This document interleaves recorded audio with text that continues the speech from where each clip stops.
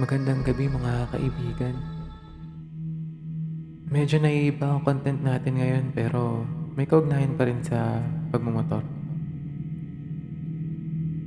Meron kasi akong kaibang karanasan na nais kong ibahagi sa inyo tungkol sa isang di umano'y aksidente.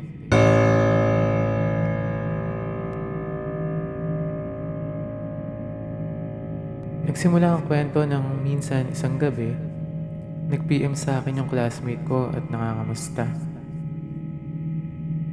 Medyo nagulat ako kasi hindi kami close ng nasabi kong classmate. Hindi ko nasasabihin ang pangalan, ang taon at ang paaralan kung saan kami naging magkaklase. Para na rin sa ikabubuti ng lahat.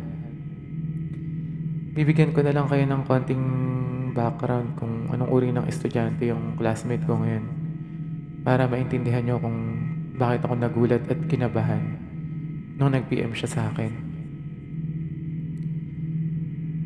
Siya yung tipong tahimik lang at walang kaibigan. Kahit nga tinatawag siya ng prof namin, hindi siya madalas sumasagot. Minsan ko lang narinig yung boses niya nung nanghingi siya ng yellow pad. Parang wala rin akong naaalala na nakakwentuhan ko siya kahit isang beses. Kasi nga para siyang may sariling mundo at lagi siyang sa likod nakaupo. So ayun, balik na tayo sa kwento. Kahit medyo nahihiwagaan ako sa sitwasyon, nag-reply naman ako sa kanya kasi baka isipin isnabero naman ako. Matapos ng kamustahan at konting catching up, bigla niyang nabanggit na, "Pre, meron sana akong gustong sabihin sa'yo, pero huwag mo sanang masamain." Natulala ako mga katropa, kung ano-ano na kasing tumatakbo sa isipan ko nung mga oras na yun. Nararamdaman ko na mukhang hindi maganda yung sasabihin niya. Pero dahil nangibabaw yung pagiging curious kong tao, sinabi ko na lang na, "Sige Paps, ano ba yun?"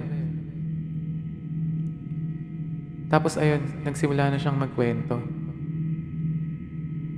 Na naginip daw siya na nag-long drive siya para i-break in yung bago niyang SUV.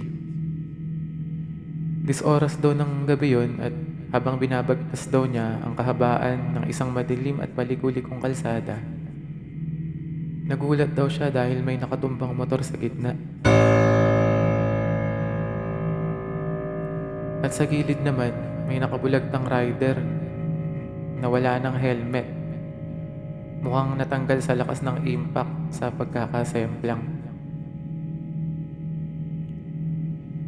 Bumaba raw siya ng sasakyan para i-check ang status ng rider. Nagulat daw kasi siya dahil pamilyar yung mukha ng rider.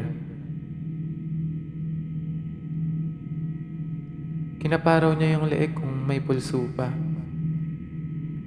Pero sa kasamaang palad, wala na.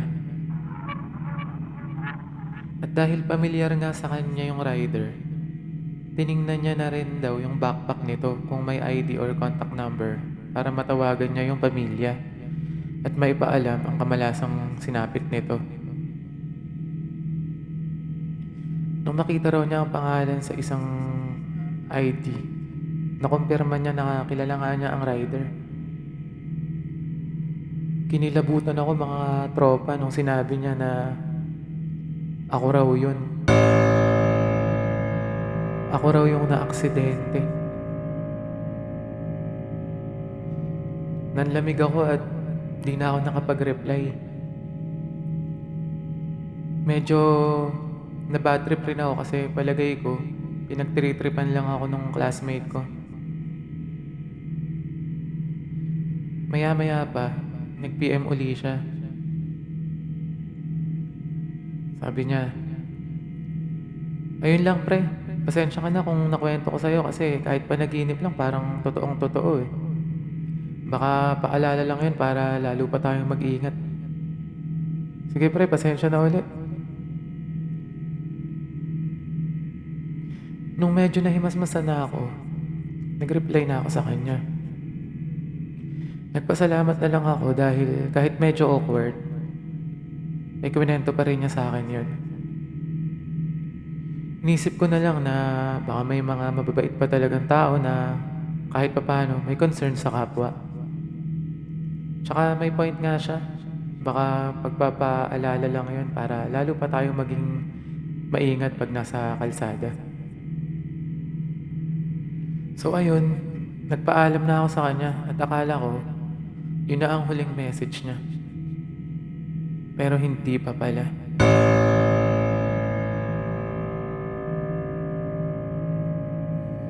Lumipas ang ilang araw, nag-chat na naman siya sa akin. Nangangamusta ulit.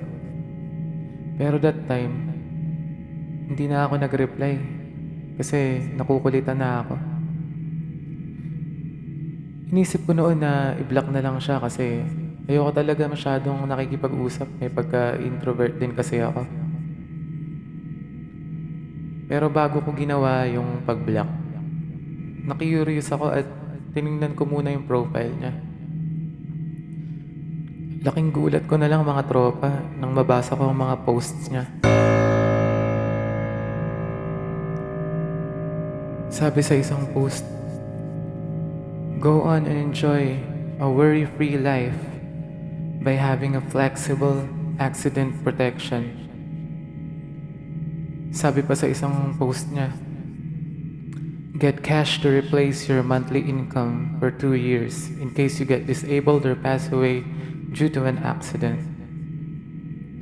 Avail of our cheapest personal accident basic, which covers accidental dismemberment or disablement for 3 months. But wait, there's more. You can get a 15% discount by using my coupon code. PM is the key." Walang hiya. Ahente pala ng insurance company ang muho ko. Oh no. Akala ko concern. Pakulo lang pala niya yung mga banat niya sa akin.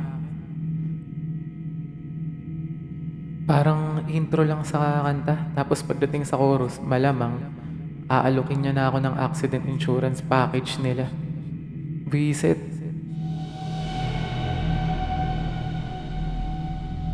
So, paano guys? Hanggang dito na lang ang kwento ko.